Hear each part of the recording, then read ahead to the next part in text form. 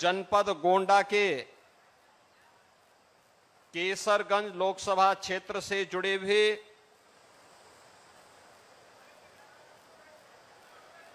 विधानसभा कर्नेलगंज और विधानसभा कटरा की विकास परियोजनाओं के लोकार्पण और शिलान्यास के लिए आयोजित आज के इस समारोह में लोकप्रिय सांसद श्री करण भूषण सिंह जी, जिला पंचायत अध्यक्ष श्री घनश्याम मिश्रा जी, लोकप्रिय विधायक कटरा श्री बावन सिंह जी, लोकप्रिय विधायक कर्नेलगंज से अजय सिंह जी, लोकप्रिय विधायक विनय कुमार द्विवेदी जी, लोकप्रिय विधायक श्री प्रेम नारायण पांडे जी, लोकप्रिय विधायक श्री प्रभात कुमार वर्मा जी, विधान परिषद सदस्य श्री अवधेश कुमार सिंह जी, भारतीय जनता पार्टी के जिला के अध्यक्ष, अन्य सभी पदाधिकारीगण, भारी संख्या में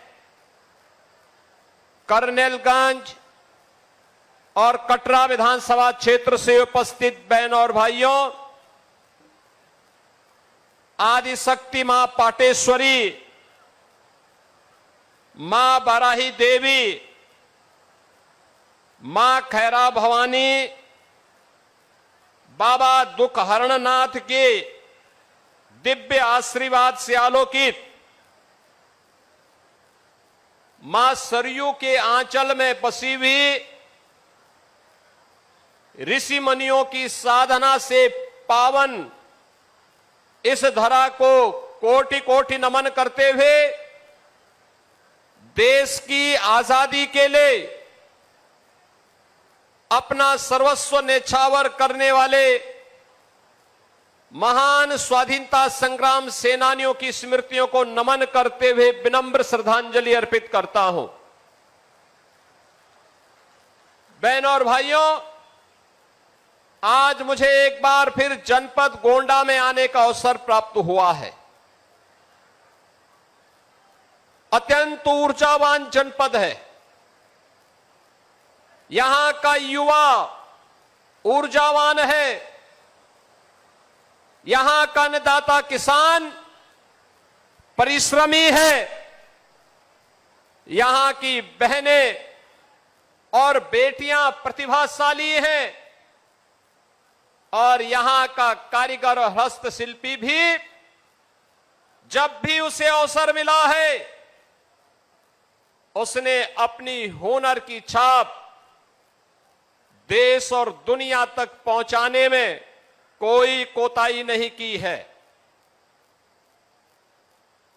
जनपद का अपना पौराणिक इतिहास है। इस जनपद ने देश की स्वाधीनता आंदोलन में अग्रणी भूमिका के साथ कार्य किया, लेकिन आजादी के बाद जो अपेक्षित विकास जनपद गोंडा का होना चाहिए था, वह बहनों और भाइयों, वह विकास तुष्टीकरण की भेंट चढ़ गया, अराजकता की भेंट चढ़ गया, भाई भतीजेवाद और जातिवाद की भेंट चढ़ गया और उसी का खामियाजा गोंडा जनपद को भुगतना पड़ा। जहां पर सरयू मैया की असीम कृपा रहनी चाहिए थी और जहां की फसलें लहलहाते हुए देश के पेट को भरने का कार्य करती, एक नियोजित प्रयास के अभाव में वह जनपद पिछड़ता गया और एक समय ऐसा भी आ गया था जब उत्तर प्रदेश के अन्य जनपदों की भांति ही गोंडा के नौजवानों के सामने भी पहचान का संकट आ खड़ा हुआ। पहचान का संकट, जहां पर अपने प्रदेश में तो नौकरी रोजगार नहीं, लेकिन जब इससे बाहर भी जाते थे तो नाम सुनते ही अन्य जनपदों के लोग, अन्य प्रदेशों के लोग 10 कदम दूरी बना करके चलते थे। लोगों को लगता था कि पता नहीं कौन ये व्यक्ति है, क्या करके आया है। आज मैं कह सकता हूं, पिछले 12 वर्ष में प्रधानमंत्री मोदी जी के नेतृत्व में और पिछले 9 वर्षों में डबल इंजन की भाजपा की सरकार ने प्रदेश के विकास के लिए जिन कार्यक्रमों को अपने हाथों में लिया है, आज उसके परिणाम आप सबके सामने देखते हुए बन रहे हैं। अब आपको पहचान के लिए मोहताज नहीं होना होता है। अब आप देश के अंदर कहीं जाएंगे, कहीं भी आप जाएंगे, यूपी का नाम आते ही सामने वाले का चेहरा खिलता है और उसको लगता है जो आपसे 10 कदम दूरी बनाता था, आज वह आपको गले लगाने के लिए उतावला दिखाई देता है। आज आप गोंडा से बाहर किसी जनपद में जाएंगे, आज वह आपसे दूरी नहीं बनाता है, आज वह मित्रवत व्यवहार करता है, क्योंकि उसे मालूम है अयोध्या के बगल वाला जनपद गोंडा ही है। भगवान श्री राम के असीम कृपा प्राप्त करनी है तो गोंडा के नौजवानों के साथ दोस्ती करो, मैत्री करो, भगवान की अनुकंपा भी प्राप्त हो जाएगी। बहनों और भाइयों, आज यूपी के नौजवानों को नौकरी मिल रही है, सरकारी नौकरी भी। यूपी पुलिस में जब भर्ती हुई थी 60,244 भर्ती, सैकड़ों नौजवान गोंडा जनपद के भर्ती हुए थे, गोंडा के नौजवान भर्ती हुए थे, बहराइच के नौजवान भर्ती हुए थे, श्रावस्ती और बलरामपुर के नौजवान भर्ती हुए थे। आज कोई भी सरकारी भर्ती आती है, मैं नियुक्ति पत्र देने के लिए जाता हूं, उससे पहले पूरी सूची देखता हूं। मुझे अच्छा लगता है कि गोंडा का नौजवान भी अब सरकारी नौकरी प्राप्त कर सकता है, बिना भेदभाव के प्राप्त करता है। अब निवेश केवल गौतम बुद्ध नगर, नोएडा में और गाजियाबाद और मेरठ में नहीं हो रहा है, अब निवेश गोंडा में भी हो रहा है। गोंडा में भी निवेश होकर के यहीं के नौजवानों के लिए रोजगार भी ला रहा है।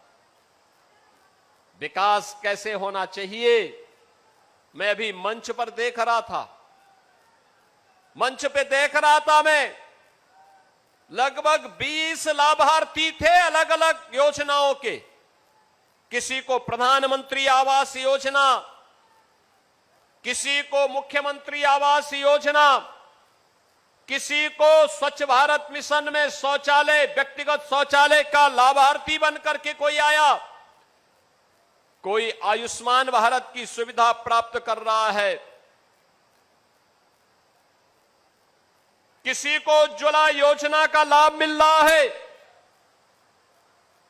किसी बेटी को मुख्यमंत्री कन्या सुमंगला योजना का लाभ मिल रहा है, किसी को दिव्यांगजन पेंशन, किसी को निराश्रित महिला पेंशन और किसी को वृद्धावस्था पेंशन का लाभ प्राप्त हो रहा है।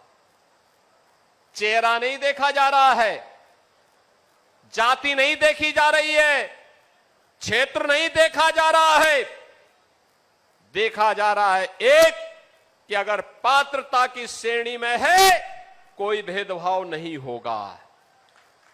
हर पात्र व्यक्ति को, वह किसी जाति का हो, किसी मत संप्रदाय का हो, अगर वह पात्रता की श्रेणी में आता है उसके साथ कोई भेदभाव नहीं होगा, उसको योजना का लाभ दिया जाएगा। और यही तो मोदी जी ने कहा था, सबका साथ और सबका विकास। कल्याणकारी योजनाओं का लाभ सबको, विकास की योजनाओं का लाभ सबको, बिना भेदभाव के योजनाओं का लाभ देंगे, बिना भेदभाव के विकास की योजनाओं को गांव और घर घर तक पहुंचाने का काम करेंगे। लेकिन अब वहां नहीं होने देंगे जो 2017 के पहले होता था। 17 के पहले मुझे याद है मुझे 2015-16 में इस गोंडा में भी दुर्गा पूजा के समय दंगा करने का प्रयास हुआ था। यहां भी दंगे हुए थे। मां दुर्गा की मूर्ति को विसर्जन नहीं करने दिया जाता था। रामलीलाओं के आयोजन में अड़चनें डाली जाती थी। पर्व और त्योहार प्रारंभ होने के पहले, उत्सव प्रारंभ होने के पहले उपद्रव शुरू हो जाते थे। बेटी सुरक्षित नहीं, व्यापारी सुरक्षित नहीं, और सत्ता में बैठे हुए लोग 2017 के पहले इन दंगाइयों को, इन पेशेवर गुंडों को प्रश्रय देते थे, इनके सामने नतमस्तक होते थे। प्रदेश में कर्फ्यू रहता था, महीनों महीनों कर्फ्यू। असुरक्षा के वातावरण में न निवेश होता है, न विकास होता है। पहचान का संकट अलग से खड़ा होता है। नौजवान बेहाल होता है, किसान परेशान होता है, बहन और बेटियां असुरक्षित महसूस करती हैं, और विकास में पिछड़े पायदान पर हमारी गिनती जब होती है तो सम्मान नहीं होता है। यही तो होता था यूपी में। आज तो आप देखते होंगे उत्तर प्रदेश में 75 जनपद हैं, 350 तहसीलें हैं, 825 विकास खंड हैं, 762 नगर निकाय हैं, 14,000 वार्ड हैं, और बहन और भाइयों 57,000 से अधिक ग्राम पंचायतें हैं।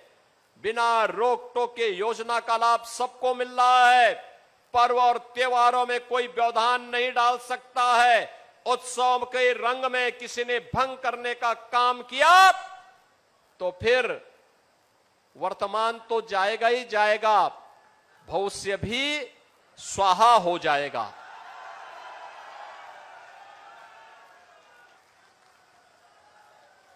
कोई सोचता था गोंडा में इंजीनियरिंग कॉलेज होगा। आज गोंडा के पास अपना इंजीनियरिंग कॉलेज है, एग्रीकल्चर कॉलेज है, कंपोजिट विद्यालय का निर्माण हो रहा है, हॉस्पिटल्स के निर्माण हो रहे हैं, और जहां जहां पे आपके द्वारा चुने गए सांसद और विधायकों ने प्रस्ताव भेजा कि हमें पुल चाहिए, पुलिया चाहिए, सड़क चाहिए, मंदिर का सुंदरीकरण का कार्य चाहिए, आवागमन के लिए 4 लेन, 6 लेन, 2 लेन की सड़क चाहिए, हमने सब एक साथ स्वीकृत करके कहा कि आप लेके जाइए, विकास कराइए, जनता जनार्दन को सुविधा होनी चाहिए।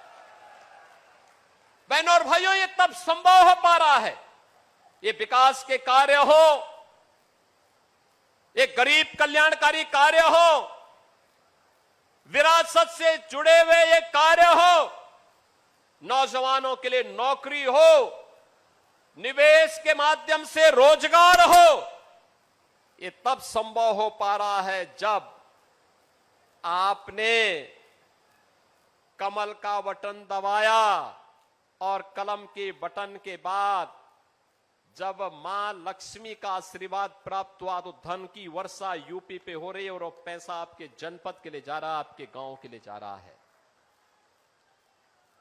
अच्छी सरकार चुनोगे, अच्छे परिणाम आएंगे। अच्छे लोगों को चुन करके भेजोगे, अच्छे परिणाम आएंगे। गलत लोगों को चुनोगे तो उसका खामियाजा से भी कोई वंचित नहीं कर पाएगा। और यही तो होता था। 2017 के पहले जब गलत सरकारें आती थी, यही होता था। वो विकास केवल एक गांव तक सीमित होकर के रह गया था। एक गांव तक सब कुछ वहां। हमारे लिए हमें मेडिकल कॉलेज बनाना था।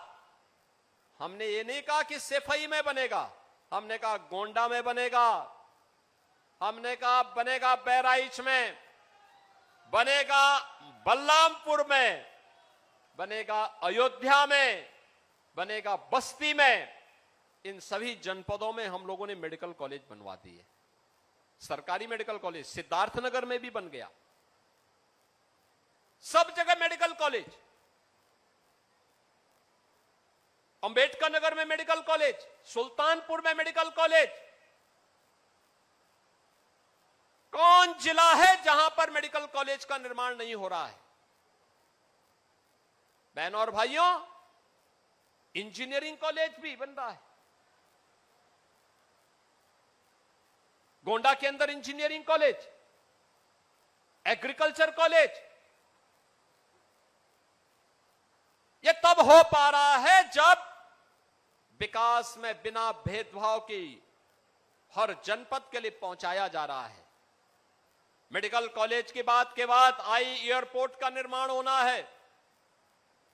हम लोगों ने कहा भगवान राम के पुत्र लव ने श्रावस्ती वसाई, भगवान बुद्ध ने सर्वाधिक चातुर्मास वहां व्यतीत किए, जैन तीर्थंकर भगवान संभवनाथ की वो पावन धरा है, तो एयरपोर्ट का निर्माण भी श्रावस्ती में होना चाहिए। श्रावस्ती में एयरपोर्ट का निर्माण हो रहा है।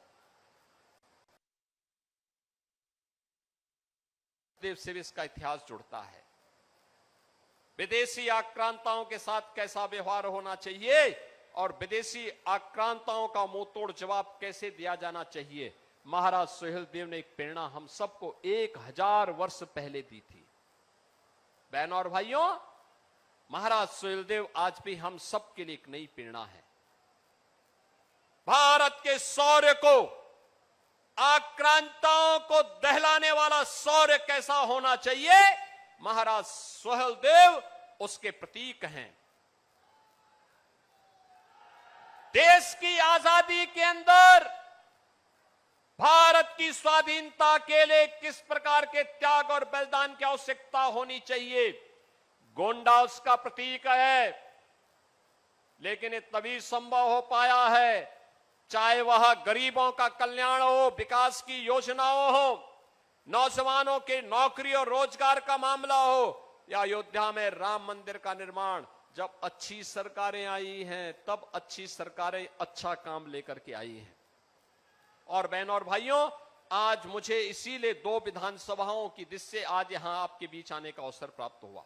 हमने तय किया है हर 2 विधानसभाओं को लेकर के लगातार दौरा करेंगे, कार्यों की समीक्षा भी करेंगे और योजनाओं का भी वहां पर लोकार्पण शिलान्यास के साथ जनता जनार्दन को इस बात का एहसास कराएंगे कि विकास इसलिए हो पाया है क्योंकि आपने अच्छे लोगों को सांसद और विधायक चुन करके भेजा है। उसका लाभ अब देखने को मिल रहा है। विकास सबका हो रहा है लेकिन तुष्टीकरण किसी का नहीं। हमने विकास में बिना भेदभाव की योजना का लाभ हर विधानसभा में, हर विकास खंड में, हर जनपद में दिया है। और उसी लाभ के साथ आज कटरा विधानसभा क्षेत्र में 256 करोड़ रुपए लागत की परियोजनाओं का लोकार्पण और शिलान्यास का कार्य और कर्नलगंज में 260 करोड़ रुपए की परियोजनाओं का लोकार्पण और शिलान्यास का कार्यक्रम आज संपन्न हो रहा है। बहनों और भाइयों, ये 516 करोड़ रुपए की लागत की इन परियोजनाओं के लिए मैं इन दोनों विधानसभाओं समेत संपूर्ण गोंडा जनपद के नागरिकों को बधाई देता हूं, अपनी शुभकामनाएं देता हूं।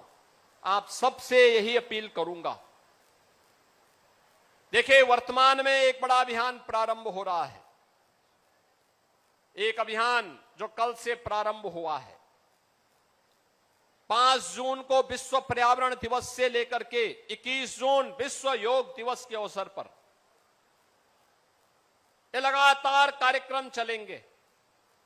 प्रधानमंत्री मोदी जी के 12 वर्ष के सफलतम कार्यकाल को लेकर के, उन उपलब्धियों को लेकर के, डबल इंजन सरकार के योगदान को लेकर के सरकार अनेक प्रकार के कार्यक्रमों को लेकर के आ रही है और उन कार्यक्रमों की श्रृंखला में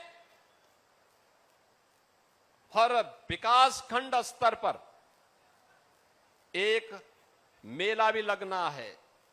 यह मेला स्वास्थ्य मेला भी होगा, कृषि मेला भी होगा, रोजगार मेला भी होगा, लोन मेला भी होगा। इसके लिए आपके विधायकगण, आपके सांसद, ये सभी जनप्रतिनिधिगण मिलकर के इन कार्यक्रमों को आगे बढ़ाने का काम करेंगे। आपका दायित्व भी बनता है, आप भी इन योजनाओं के साथ जुड़े। मुझे अच्छा लगा गोंडा में प्राकृतिक खेती का दायरा बढ़ा है।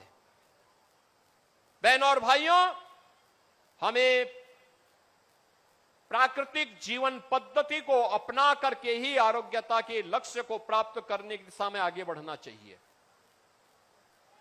यह आज की आवश्यकता है। वैश्विक ऊर्जा संकट के समय भी मोदी जी का यशस्वी नेतृत्व पूरे भारत को एक नई ऊर्जा दे रहा है, एक नई दिशा दे रहा है।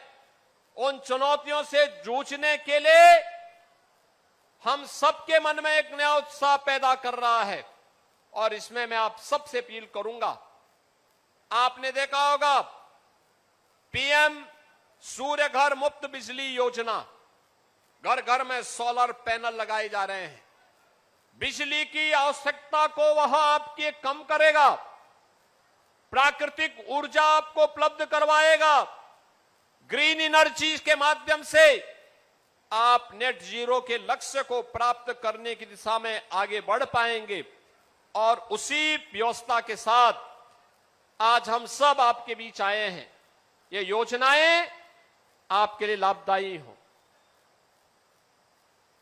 इस क्षेत्र के विकास के लिए फलदायी हो, आने वाली पीढ़ी के उज्जवल भविष्य के लिए ये योजनाएं एक नए स्वरूप में यहां को एक नई पहचान दिलाएंगे। इन दोनों विधानसभाओं के साथ साथ जनपद को नई पहचान दिलाएंगे और उसी पहचान के साथ इन जनप्रतिनिधियों के योगदान को लेकर के आपने अच्छे विधायक चुनाव जिता करके भेजे, परिणाम आपके सामने। और बहनों और भाइयों, ये प्रक्रिया हमारी निरंतर आगे बढ़नी चाहिए। आज आप सबसे मैं यही कहने के लिए आया हूं और आपसे ये कहूंगा, अच्छा काम जो करे उसके साथ खड़ा होना सीखिए। याद रखना, उसी में वर्तमान और भावी पीढ़ी का भविष्य सुरक्षित है, उसी में विकास संभव है और विकास का कोई दूसरा विकल्प नहीं हो सकता। विकास का विकल्प दूसरा नहीं हो सकता है। हमें उस विकास की प्रक्रिया के साथ बिना किसी भेदभाव के हर गांव को, हर नगर को, हर कस्बे को जोड़ने का कार्य करना है। और आज ये 516 करोड़ रुपए की परियोजनाओं का लाभ इन दोनों विधानसभाओं को देने के साथ ही हमने नए प्रस्ताव भी यहां से मांगे हैं कि यहां विकास के लिए जो अन्य योजनाएं हैं, इस कार्यक्रम में हम लोगों ने मटियारी घाट में भी एक दीर्घ सेतु के निर्माण को अपनी स्वीकृति प्रदान की है। साथ साथ घाघरा नदी के तट पर बॉस्पर निर्माण के बारे में भी, यहां पर बाढ़ नियंत्रण के कार्यक्रम को भी अपनी स्वीकृति दी है। मेरा मानना है कि इससे हजारों एकड़ खेती को बाढ़ से बचाने में सहायता मिलेगी। तो टेढ़ी नदी पर भी नए सेतु के निर्माण की मांग जो वर्षों से लंबित थी, उस मांग के पूरा होने का लाभ भी इस पूरे क्षेत्र को उपलब्ध होगा। रमापुर में पशु चिकित्सालय का निर्माण और राजकीय आईटीआई कर्नलगंज में आधुनिक कार्यशाला का निर्माण नौजवानों के लिए आज के अनुरूप नए रोजगार के सृजन में यह मदद करेगा अनेक ऐसी परियोजनाएं यहां पर आज इन क्षेत्रों के लिए स्वीकृत हुई हैं जो इस पूरे क्षेत्र की कायाकल्प करने में मदद करेगी। मुझे पूरा विश्वास है कि इन जनप्रतिनिधियों के नेतृत्व में आप सभी लोग मिलकर के कार्य करेंगे और गोंडा को आधुनिक उत्तर प्रदेश के आधुनिक गोंडा के रूप में इसको नई पहचान दिलाएंगे। बहनों और भाइयों, जब मैं गोंडा की बात करता हूं, याद करिए 2017 में देश का सबसे गंदे शहर के रूप में किसी शहर की चर्चा हुई थी तो गोंडा की चर्चा हुई थी। और आज मैं कह सकता हूं गोंडा देश के जो स्वच्छ शहरों में से एक अपनी पहचान बना रहा है। ये होती है, गलत सरकारें चुनते हैं तो गलत कार्य होते हैं, परिणाम भी गलत आता है। अच्छी सरकार चुनते हैं, अच्छे परिणाम आते हैं। अब गोंडा गंदा नहीं है, अस्वच्छ नहीं है, अब तो गोंडा स्वच्छ भी है और विकास की गति में एक नई रफ्तार के साथ आगे बढ़ रहा है, एक नई पहचान के साथ आगे बढ़ रहा है। इस विश्वास के साथ आप सबको मैं इन योजनाओं की हृदय से बधाई देता हूं, अपनी शुभकामनाएं देता हूं, अपनी वाणी को देता हूं विराम। जय जय श्री राम, जय जय श्री राम।